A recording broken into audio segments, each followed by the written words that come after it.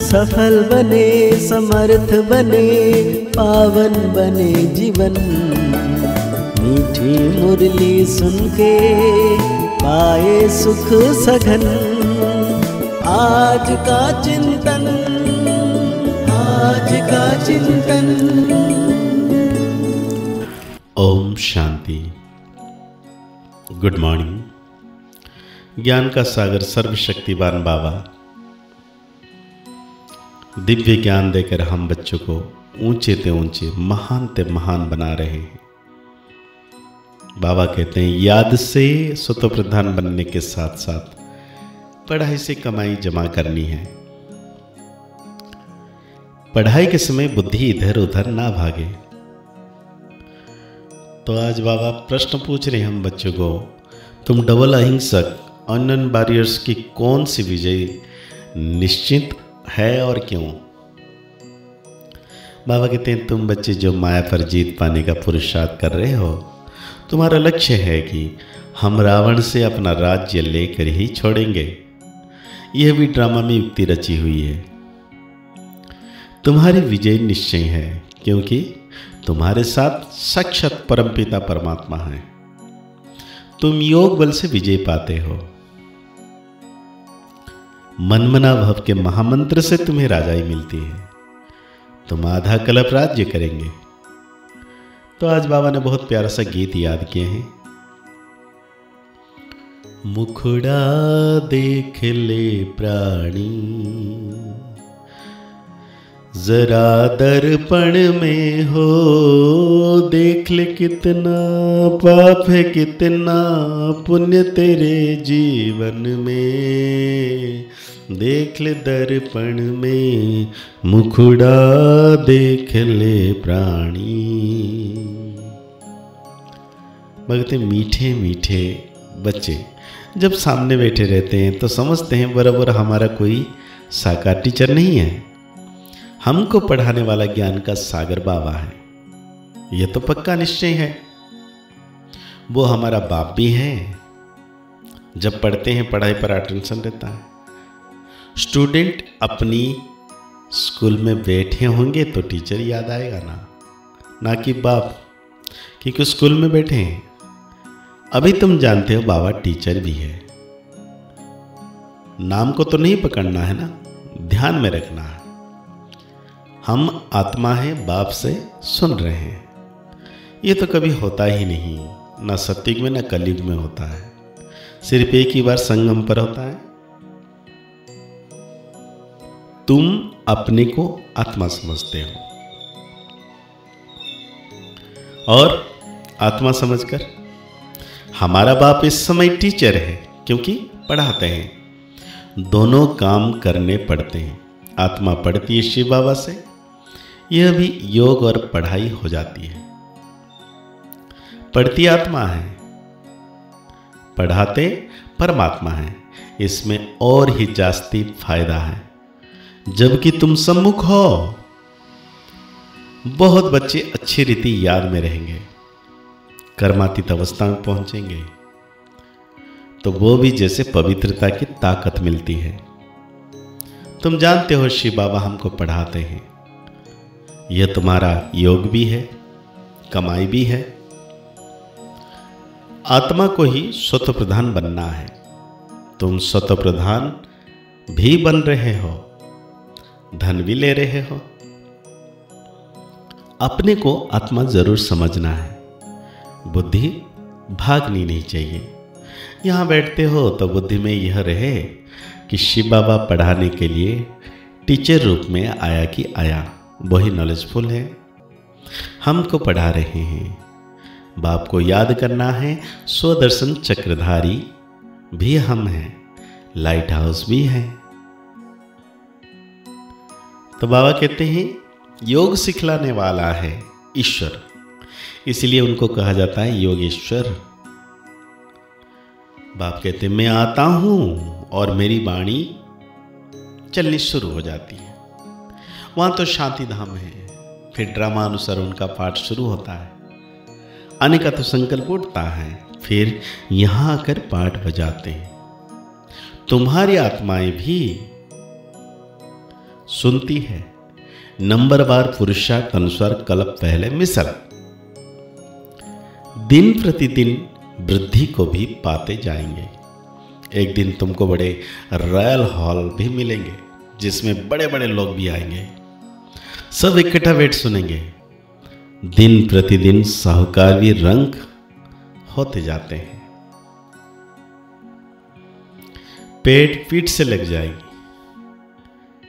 ऐसे आफतें आनी है। मुसलधार बरसात पड़ेगी तो सारी खेती आदि पानी में डूब जाएगी। नेचुरल कैलेमिटीज तो होना ही है, विनाश होना है। इनको कहा जाता है कुदरती आपदाएं। बुद्धि कहती है विनाश जरूर होना है। उस तरफ के लिए बम्स भी तैयार है। नेचुरल कैलेमिटीज आदि फिर है यहाँ के लिए। तो बाबा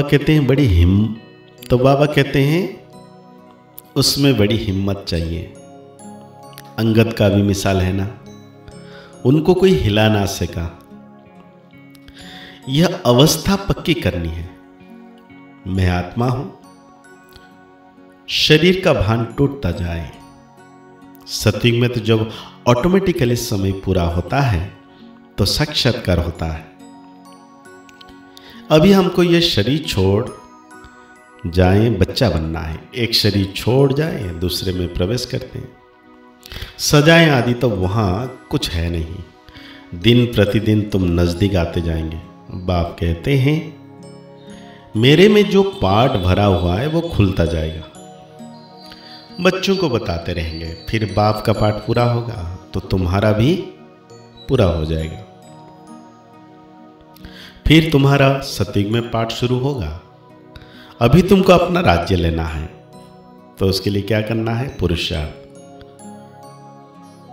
बाप कहते हैं मैं तुम्हारा बाप हूं, ब्रह्मा द्वारा राज्य देता हूं।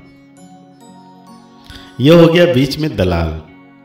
इनसे योग नहीं लगाना है ब्रह्मा से। अभी तुम्हारी बुद्धि लगी है उस अपने पतियों की पति शिव साजन के साथ। इन द्वारा वो तुमको अपना बनाते हैं। कहते हैं अपने को आत्मा समझ मुझे याद करो। हम आत्मा ने पाठ पूरा किया, अब बाप के पास जाना है घर। अभी तो सारी सृष्टि तमो प्रधान है, 5 तत्व भी तमो प्रधान है। वहां सब कुछ नया होगा। यहां तो देखो हीरे जवाहरत आदि कुछ भी नहीं है। सत्युग में फिर कहां से आते हैं? खानियां जब अब खाली हो गई है वो सब फिर से अब भरतू हो जाती हैं। खानियों से खोद कर ले जाते हैं। विचार करो सब नई चीजें होंगी ना। लाइट आदि भी जैसे नेचुरल रहती है, साइंस से यहां सीखते हैं, वहां भी काम आती है। हेलीकॉप्टर खड़े होंगे, बटन दबाया वो चला, कोई तकलीफ नहीं। वहां सब फुल प्रूफ होते हैं, कभी मशीन आदि खराब हो ना सके।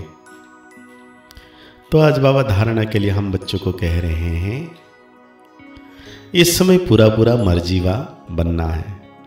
पढ़ाई अच्छी तरह पढ़नी है, अपना चार्ट व रजिस्टर रखनी है, याद में रह अपनी कर्मातीत अवस्था बनानी है। अंतिम विनाश के सीन देखने के लिए हिम्मतवान बनना है। मैं आत्मा हूं। इस अभ्यास से शरीर का भान टूटता जाए। तो आज बाबा हम बच्चों को वरदान दे रहे हैं, देहभान का त्याग कर निक्रोधी बनने वाले निर्माण चित्त भव। जो बच्चे देहभान को त्याग करते हैं उन्हें कभी भी क्रोध नहीं आ सकता, क्योंकि क्रोध आने के 2 कारण होते हैं। एक जब कोई झूठा कहता है और दूसरा जब कोई ग्लानि करता है।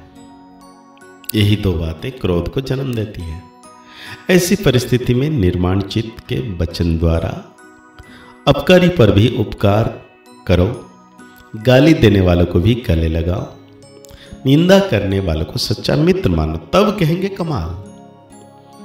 जब ऐसा परिवर्तन दिखाओ तो विश्व के आगे आप प्रसिद्ध हो जाए।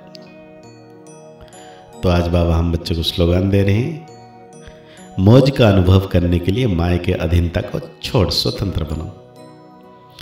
अब व्यक्ति इशारे में कह रहे हैं, बाबा अभी ज्वालामुखी बन, आसुरी संस्कार, आसुरी स्वभाव सब कुछ भस्म करो। जैसे देवियों की यादगार में दिखाते हैं कि ज्वाला से असुरों को संहार किया। असुर कोई व्यक्ति नहीं है, लेकिन आसुरी शक्तियों को खत्म किया। यह सभी आपकी ज्वाला स्वरूप स्थिति का यादगार है। अब ऐसी योग की ज्वाला प्रज्वलित करो जिसमें यह कलयुगी संसार जलकर भस्म हो जाए। तो आज की मुरली के अनुसार हम सो मान लेंगे, मैं निर्माण चितात्मा हूं। आज की मुरली को और गहरी रीति से चिंतन करते हुए निरंतर मीठे बाबा की याद में रहना है कि सर्वशक्तिवान बाबा सदा मेरे साथ है। मुस्कुराते रहिए, आगे बढ़ते रहिए, पुरुषार्थ करते रहिए, खुश रहें, स्वस्थ रहें, मस्त रहें। ओम शांति, ओम शांति, ओम शांति।